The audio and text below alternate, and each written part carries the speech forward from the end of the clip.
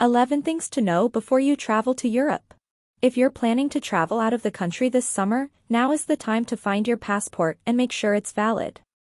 Remember that many countries require that your passport be valid for at least 6 months, some just 3 months, after your arrival date before they'll grant entry to their country.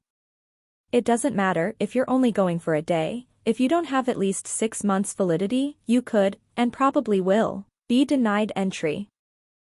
2. Pack light. One of my top 3 travel tips is to pack light. Trust me, it will make your travel experience so much easier. When my then girlfriend, now wife, Maria, showed up for our first trip together, which was just a weekend trip, she looked like a 1920s transatlantic passenger with the size of her trunk.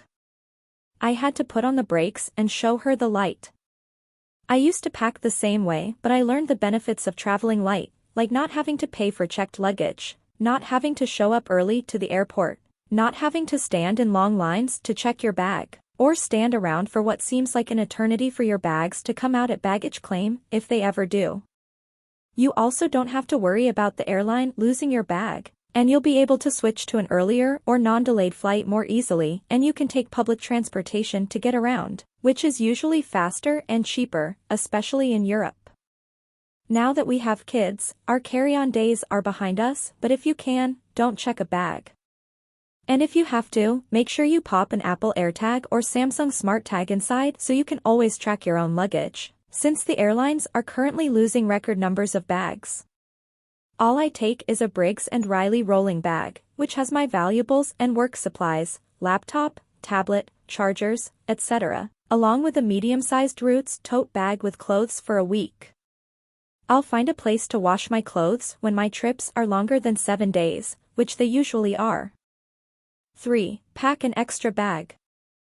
If you think you might do a fair bit of shopping on your travels, then pack a thin, lightweight duffel bag in your carry-on or checked suitcase. That way, if you have too much stuff, you can check an extra bag on the way back. Tip 2. If you purchase expensive items, then put your dirty clothes in the checked bag and carry the more valuable items on the plane. 4. Combat jet lag. The best way to combat jet lag is to get on the local schedule as soon as possible. I usually start doing this the day before I fly by going to bed early, and the moment I get on the plane, I set my watch to local time. I then try to sleep and eat at the times they would be doing so at my destination. If you take an overnight flight and don't get much rest, don't go to sleep when you arrive. Instead, fight it. Try and stay awake until at least 10 p.m. so you can get on local time as soon as possible. 5. Call your credit card company. Tell your bank and credit card company before you leave on your trip that you are going out of the country. Let them know the places you are going and the dates you'll be away, because after all of the credit card hacking, they will put a block on your cards immediately, and this can put a real damper on your trip. So make a quick call in advance or get online to avoid this hassle. 6. Always pay in local currency. One of the biggest scams I find major stores committing overseas is after they swipe my credit card and it registers as US. They try and make it sound like they are helping me save money when they say, "Oh, would you like to pay in US dollars or euros to pounds, or whatever their local currency is?" Paying in US dollars would seem to be the more convenient option, but in reality, it's not. In fact, it's a total ripoff, since the stores that do this charge a higher exchange fee than your bank back home does. So, remember to always pay in the local currency of the country you're in. 7. Avoid ATM fees. Before leaving the country, it's always smart to check with your bank to see what ATM fees to expect. When you use a foreign ATM, you could be charged a variety of fees, including non-bank ATM usage fees, ATM operator access fees, and international transaction fees for conversion to US dollars. To find your bank, just search their name and international ATM fees policy. 8. Download apps like Google Maps and Google Translate. These days, you rarely have to worry about not being able to communicate overseas. Most popular travel destinations have bilingual staff. During all my travels, I only once ran into a problem not speaking the local language, and that was in a French restaurant. But since, I now have a whole slew of technological innovation, including the Google Translate app. It's free to download and can translate over 108 languages. You can even translate 59 languages when there's no internet, from Afrikaans to Zulu. The app also has instant camera translation. Translate text and images instantly by just pointing your camera. Travelers can translate any text including street signs and menus just by holding up their camera. English to and from 94 languages. The translation is suddenly overlaid on the phone screen, just like that.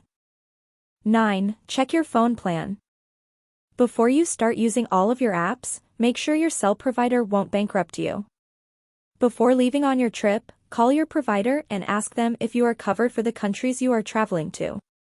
If not, either turn your phone off or put it in airplane mode and just use Wi-Fi. If you have T-Mobile, chances are you will be able to get free data and inexpensive phone calls. 10. Get an adapter and power bank. Make sure to buy a European travel plug adapter. How many people will be traveling? Have an adapter for every traveler or take a power strip. After a day of pictures and videos, you want to come back to the hotel and charge each travel's phone to be ready for the next day's adventure. A power bank is highly suggested. I like to maximize my day and explore my destination to its fullest, and a low battery is not something you want to deal with while enjoying your outings. 11. Book your train tickets.